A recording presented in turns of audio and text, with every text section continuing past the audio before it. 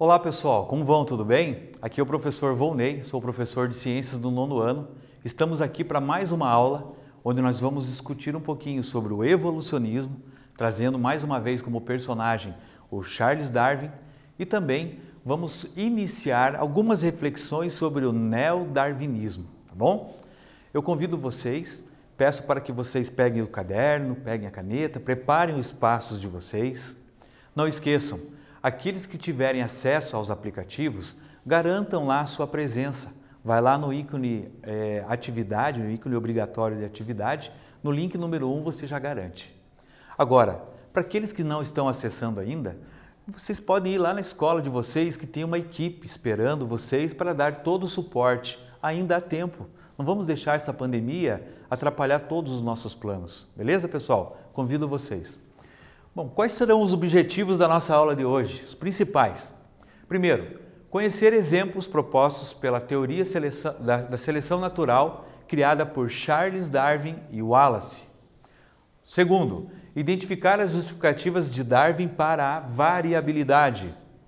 E terceiro, conhecer a teoria sintética da evolução, aquilo que a gente também pode chamar de neodarwinismo.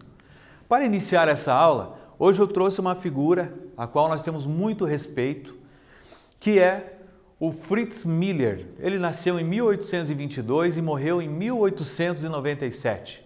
O Fritz Miller é um alemão, naturalizado brasileiro, tá? Em determinado momento na vida dele, ele largou lá a Alemanha e veio morar no Brasil, pela paixão que ele tinha relacionado à ciência, relacionado à natureza.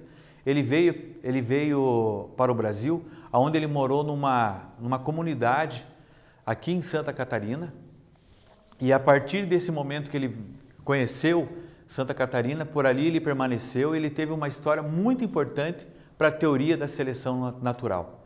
Essa comunidade chamava-se Comunidade de Blumenau e hoje nós sabemos que é o município de Blumenau ali em Santa Catarina. Inclusive, ele foi tão importante para os estudos da seleção natural que hoje nós temos um museu lá na rua Itajaí, na casa onde o Fritz Miller morou. Esse museu é muito interessante para que a gente possa a fundo conhecer a história desse importante naturalista. Qual foi a importância dele para a seleção natural? Bom, ele, quando viu a obra construída por Darwin, ele resolveu comprovar a obra de Darwin. Ele conheceu a fundo a fauna e a flora de Santa Catarina e começou a fazer as comprovações, aquelas que o Darwin tinha feito. E começou a se comunicar com o Darwin a partir de cartas. Foi tão importante isso que nas obras posteriores à obra da seleção natural, a origem das espécies proposta pelo Darwin, ele cita inúmeras vezes as contribuições do Fritz Miller. Eu coloquei ali, inclusive, gente, um cartão postal, né, a figura de um cartão postal, para vocês entenderem que naquela época a comunicação era muito complexa.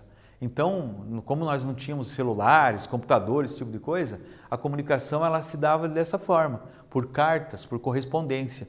E muitas vezes essas correspondências demoravam tanto tempo e até anos, que quando chegava, muitas vezes a pessoa que ia receber já tinha morrido. Acreditam nisso? Mas vamos lá. Vamos passar para continuar o nosso estudo sobre o Darwin. Hoje eu pretendo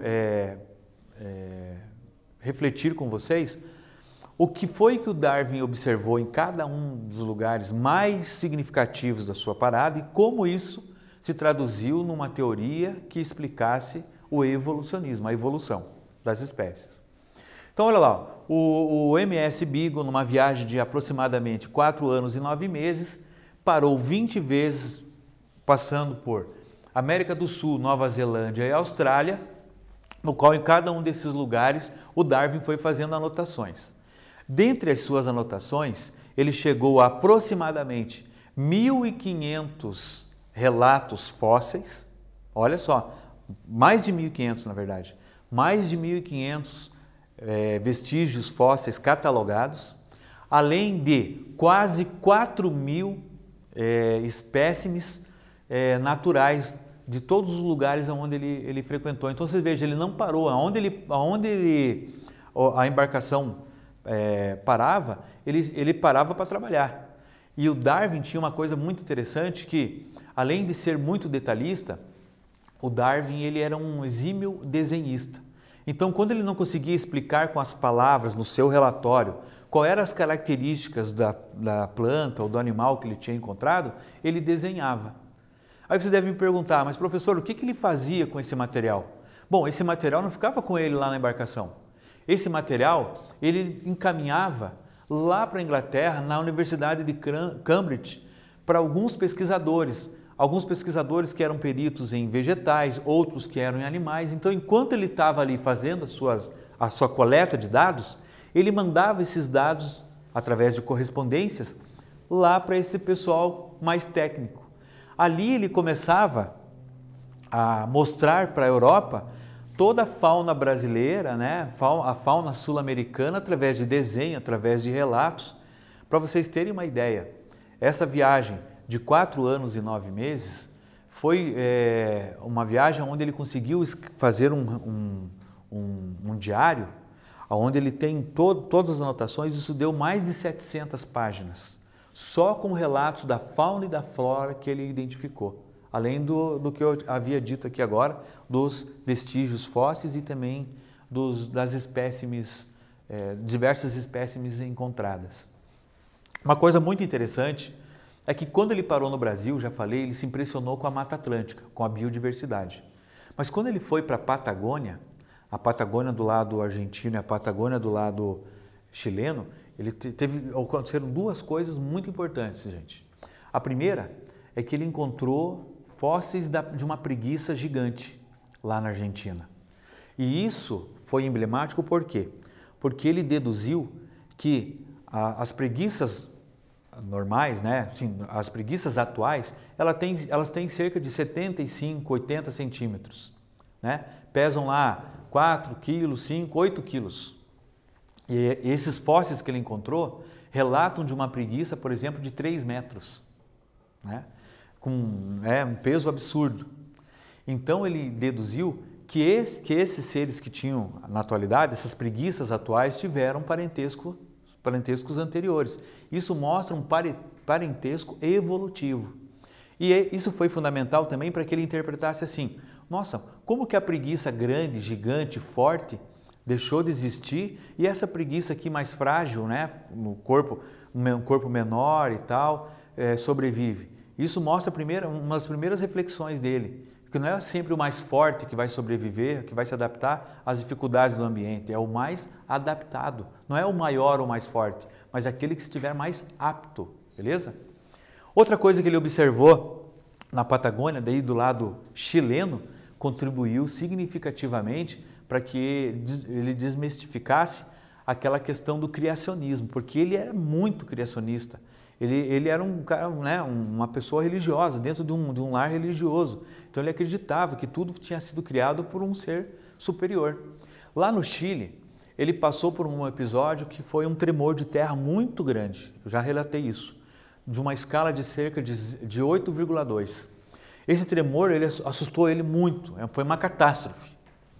E ele entendia, segundo relatos do Lamarck, que os seres vivos só teriam condições de se transformar, de mudança, de transmutação, como dizia o Lamarck, a partir de uma catástrofe. Essa teoria chamava-se catastrofismo. Então eles entendiam assim, que os seres vivos só teriam capacidade de evoluir se acontecesse uma catástrofe. Como o Darwin passou por essa catástrofe, por esse tremor de terra, no dia seguinte ele começou a observar: nossa, acabou o tremor, mas as plantas continuam da mesma forma, os animais não tiveram mudanças significativas. Ali ele começou a entender o seguinte: não, as catástrofes, elas não são capazes de provocar as mudanças que a gente espera nos seres vivos, não são só elas as responsáveis direta pela mudança, pela evolução ou pela mutação dos seres que nós observamos, tá? Em outros lugares, como por exemplo nas Ilhas de Galápagos, ele encontrou outras informações que levaram à construção da teoria da seleção natural, que foram os tentilhões, esses pássaros. Ele viu uma série de tentilhões, várias espécies de tentilhões. Porém, cada um desses pássaros tinha um bico diferente. E ele relacionou esse bico ao tipo de alimentação. Então um tentilhão lá que comia nozes, um tentilhão que se alimentava de determinados frutos, um tentilhão que se alimentava de determinados vegetais. Ele precisava ter um bico proporcional ao tipo de alimentação disponível. Aquele tentilhão, na visão do Darwin, que não tivesse desenvolvido um bico capaz de oferecer a ele a capacidade de se alimentar, ele estava fadado à morte, estava fadado à inexistência. Tá? Isso também foi utilizado para a sua teoria da evolução e a teoria da seleção natural. Agora eu vou passar para vocês aqui um desafio. Quais foram as evidências encontradas por Darwin em Galápagos, né, que o ajudaram a elaborar a teoria da evolução? Alternativa A, foram os tentilhões e as tartarugas em diversas ilhas? Alternativa B, os fósseis da preguiça gigante? Alternativa C, as conchas fossilizadas encontradas nas montanhas? Ou foi a alternativa D, a migração das aves insetívoras? Pessoal, agora é com vocês.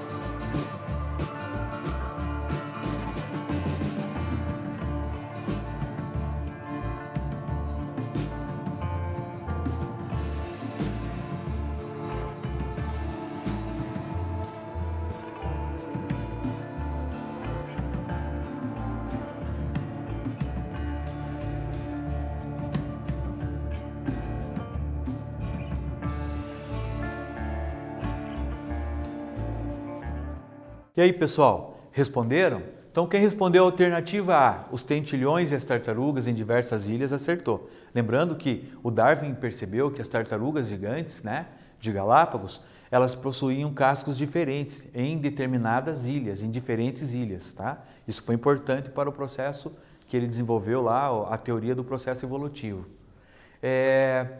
Vamos passar para uma outra parte aqui, ó. Eu coloquei a imagem aqui do Darwin e coloquei do lado ali do Wallace, tá? Rousseau Wallace. Então, para explicar para vocês, assim que o Darwin retornou da viagem pelo Beagle, nesses 4 anos e 9 meses, o Darwin tinha o objetivo, né, de catalogar tudo isso, de interpretar tudo aquilo que ele tinha recolhido, tudo aquilo que ele tinha coletado na sua expedição. E ele demorou cerca de 20 anos para lançar a primeira obra dele, que é a obra da Origem das Espécies. 20 anos, em 1859. Mas por que ele demorou tanto tempo? Olha, gente, eu até vou dizer para vocês, poderia ter sido mais tempo. Ele demorou cerca de 20 anos para catalogar tudo, para fazer as suas considerações, para poder sistematizar todo esse conhecimento, todos esses dados que ele tinha coletado. Conversava com um, conversava com outro, pegava um dado aqui, outro ali. Ele demorou 20 anos, mas quando foi em 1857, ele recebeu cartas vindas do cidadão seguinte ali, do Wallace. Por isso que eu coloquei lá, teoria da evolução proposta por Darwin e o Wallace. Quem que era o Wallace? O Wallace era um amigo do Darwin, se tornou amigo do Darwin, mas era um pesquisador que estava fazendo a mesma pesquisa que o Darwin. Só que o Wallace ele foi para a Malásia e teve, por exemplo, na Amazônia aqui brasileira, foi pegando dados e aí ele em cartas, ele passou para o Darwin o que ele tinha observado e o Darwin percebeu que ele estava chegando à mesma conclusão da seleção natural. E aí o Darwin se apressou, faltando, né? Quando ele teve acesso a essas cartas, ele chegou para o Wallace e disse, olha, eu também tive essa mesma impressão. Quando eu fiquei lá por quase 5 anos em expedição, eu notei tudo isso que você notou. E eu estou escrevendo uma obra, então eu vou convidar você para a gente fazer essa obra junto. Então o Wallace ele teve coparticipação na teoria da seleção natural, beleza? Quais eram as conclusões deles, né?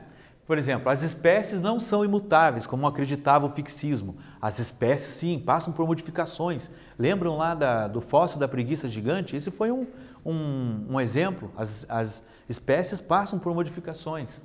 Podem apresentar variações que estão relacionadas com a necessidade de adaptação dos organismos ao seu meio. Estão lembrados dos tentilhões? Todos os tentilhões eles passaram por adaptações para poderem se alimentar. Caso contrário, dependendo da forma do bico, ele não se alimentaria.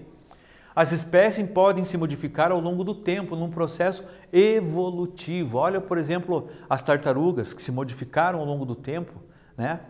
Então essas foram as conclusões tanto do Darwin quanto do Wallace, em locais diferentes, em momentos diferentes. A gente conhece sim a história do Darwin, que ele teve melhor comunicação. Ele foi melhor comunicador, o Darwin, do que foi o Wallace, né? Aqui, pessoal, eu tenho um exemplo de uma carta escrita pelo Darwin que mostra exatamente quando aquela tendência em que existia dele sair do cristianismo, lá do fixismo e passar para o evolucionismo. Olha o que ele escrevia nessa carta para o seu amigo chamado Dalton Hooker.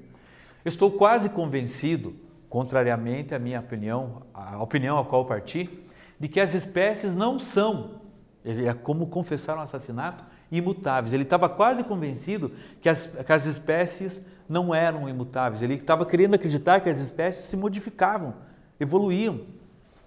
O céu protegeu-me dos absurdos de Lamarck, de uma tendência à progressão. Ele tinha muita influência do Lamarck, que era um evolucionista, né, que antecedeu ele. Então ele vinha muito enraizado com as ideias de Lamarck. Então, olha, ele diz assim que o céu protegeu ele, uma força maior protegeu ele dessas ideias do Lamarck. Ele está agradecendo isso. Mas as conclusões a que estou chegando não são muito diferentes das suas, embora os processos de mudança sejam inteiramente distintos. Penso ter encontrado, e isso é uma suposição, o modo simples pelo qual as espécies tornam-se adaptadas a vários fins. Gente, aqui ele estava mostrando sair do fixismo, passar para o pensamento evolucionista, acreditar que os seres evoluíam e principalmente entender como é que os seres se adaptavam e que essa adaptação era fundamental para a sua sobrevivência, a teoria da seleção natural. Agora é com vocês, vamos lá. A seleção natural, proposta por Darwin e Wallace, propuseram que o ambiente selecionava entre as variações existentes nos indivíduos de uma espécie, aqueles com características mais adequadas a ele. Assinale a alternativa correta. Essa afirmação, ela é falsa ou ela é verdadeira? Agora é com vocês.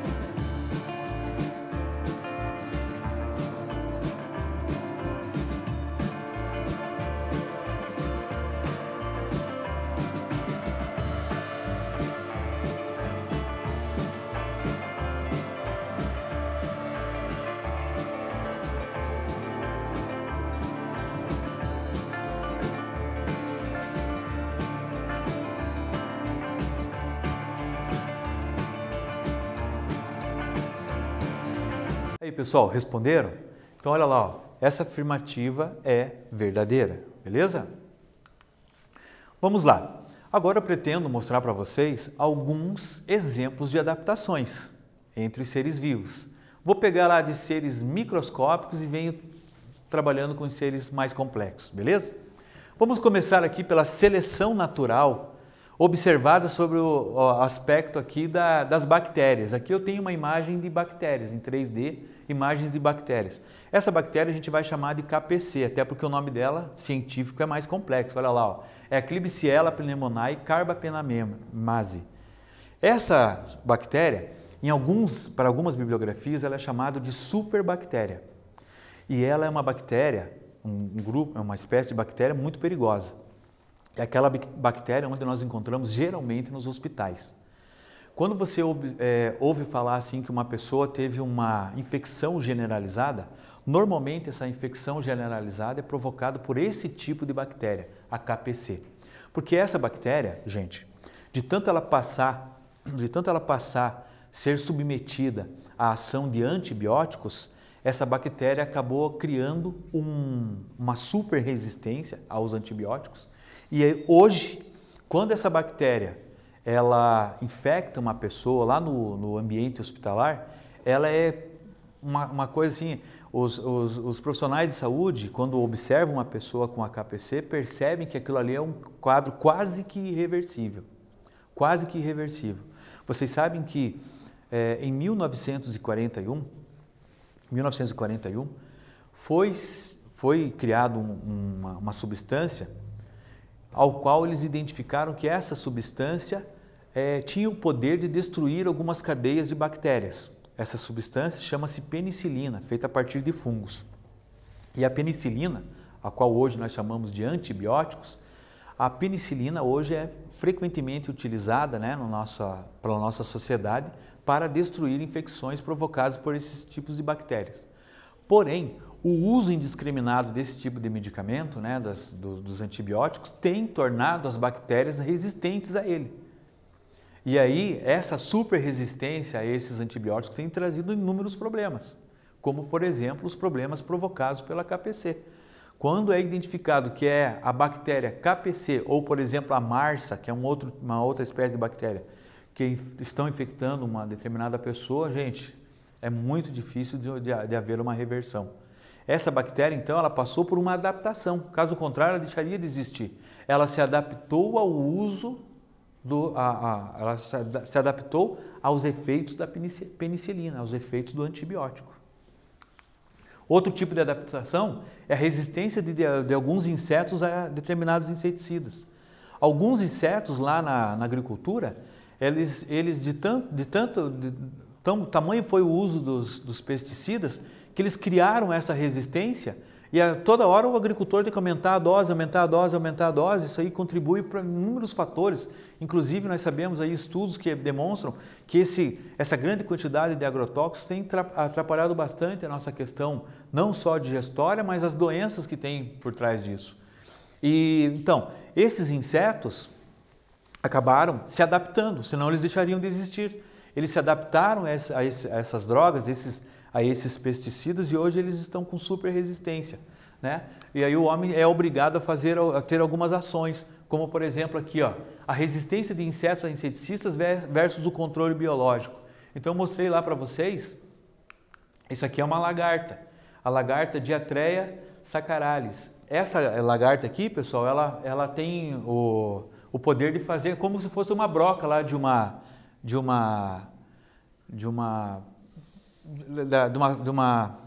como que é o nome daquilo? Esqueci agora. De uma furadeira, desculpa. Como se fosse a broca de uma furadeira, ele provoca isso aqui na cana de açúcar. Como ela é super resistente aos inseticidas, o homem descobriu que existe uma vespa chamada cotésia, né, da espécie cotésia, o que as vespas fazem? Elas vão lá e inoculam na larva, né? E aí os seus descendentes acabam se alimentando ali da larva e destruindo ela. Então é uma solução natural que o homem encontrou para combater esses insetos super resistentes. Nós temos também outros tipos de adaptação, como por exemplo a coloração, a advertência, né? Que são coloração no corpo de alguns seres vivos que servem como advertência a predadores, né? A camuflagem e o mimetismo também são exemplos de adaptação que os seres vivos utilizaram e utilizam para não serem extintos, né? Para lidarem com a seleção natural. Eu dou um exemplo aqui na camuflagem a respeito da cobra coral, né? Aliás, eu posso chamar de mimetismo, na verdade. O que é o mimetismo? É quando um ser vivo tem a aparência de um outro, né? E se utiliza dessa aparência de outro para se estabelecer dentro de um ambiente que o está excluindo. Então, por exemplo, ali no lado esquerdo eu tenho a foto de uma cobra coral verdadeira. E aqui desse lado direito eu tenho a imagem de uma coral falsa, cobra coral falsa. A cobra coral é extremamente peçonhenta. Então, quando um predador, né, um ser vivo qualquer, vai lá e tenta se alimentar dela, ela tem como se defender. O veneno dela é muito potente. A partir do momento que ela consegue picar um predador, esse predador, se conseguir sobreviver, ele já não tenta mais. Então, quando ele vê essas cores radiantes lá, branca, preta, vermelha, ele se afasta. Sabendo disso, o que aconteceu? Que eu tenho a coral falsa. Essa cobra coral falsa, ela também é peçonhenta, só que a diferença delas é que os dentes que vão liberar, né, onde tem a glândula que vai liberar o veneno da coral falsa, ficam muito na parte posterior. Então ela não consegue com facilidade soltar esse veneno. A hora que ela pica, ela tem dificuldade. Então normalmente ela vira uma presa fácil. Então o que ela fez? Ela se adaptou, o corpo dela adquiriu a mesma coloração da coral verdadeira, para que quando o predador chegar perto dela, ele vai ver aquelas cores lá branca, radiantes, branca, vermelha, preta, ele vai recuar. Ele sabe que aquela cobra, ele imagina que aquela cobra é uma daquelas que tem um grande poder de destruição, beleza? Isso aqui é um exemplo de mimetismo. Agora é com vocês, gente. Vamos lá. A ação da seleção natural também é verificada no estabelecimento de características que tornam os organismos semelhantes a outros ou a objetos do ambiente, de modo que passam despercebidas de seus predadores ou esses às suas presas. Qual alternativa está relacionada a este tipo de seleção natural? Lembre, eu acabei de falar, acabei de dar um exemplo ali para vocês entre a coral falsa e a coral verdadeira. Agora é com vocês.